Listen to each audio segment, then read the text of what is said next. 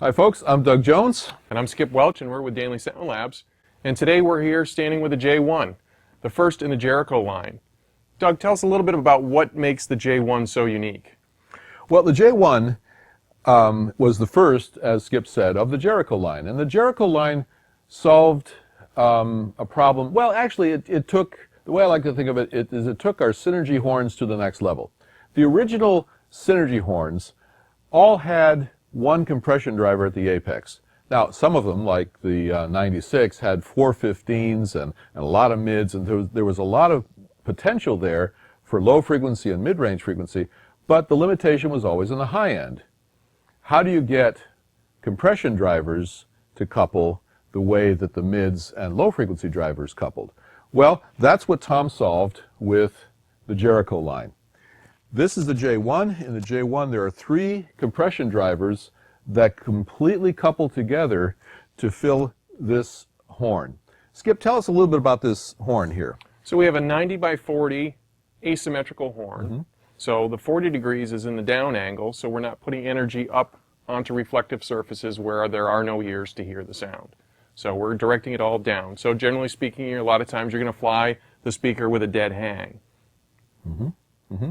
So in addition, I mentioned the compression drivers. I should mention also there are 6 mid-range drivers also coupled to the same horn. This is a synergy horn. So this high mid frequency section has 6 mids and 3 compression drivers in this horn. In addition, there's 6 18s in a separate horn wrapped around this. So this is 2 horns in one box. There's a low frequency horn consisting of 6 18s wrapped around this asymmetrical high mid horn. Tell us about the low end of this box. Massive output. Obviously, Massive.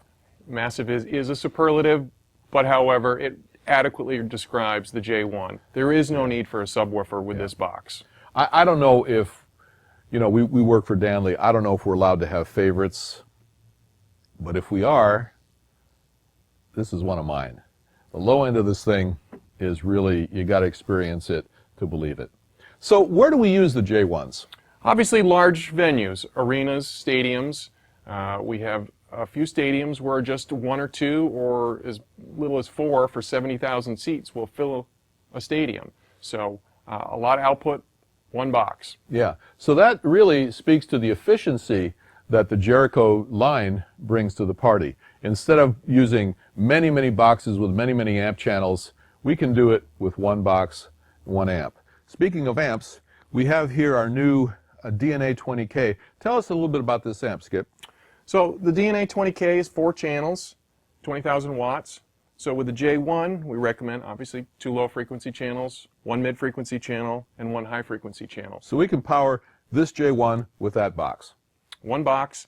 DSP settings, as I think you've mentioned, the Synergy horn patent is partially in the crossover topology. Right. So built right in our crossover presets as well. Yep. So no fuss, no muss. Plug it in. You're good to go. What about rigging? This one here has our external flyware connected to it. Right. So our outer flyware. So we're grabbing top, bottom, all the way up to our bumper bar. So this configuration is set up for live event production. So left and right with the J1 and you're all done. Sounds good to me. All right, well, that's going to do it for this time. If you want to learn more about our Synergy horns, I've got a video up on YouTube. It's called Synergy Horn. What makes them unique? What makes them unique? Until next time, I'm Doug Jones. And I'm Skip Welch. Thanks a lot. We have 3 high-frequency drivers combining with 6 mid-range. Mid-range. They're mid-range drivers, folks.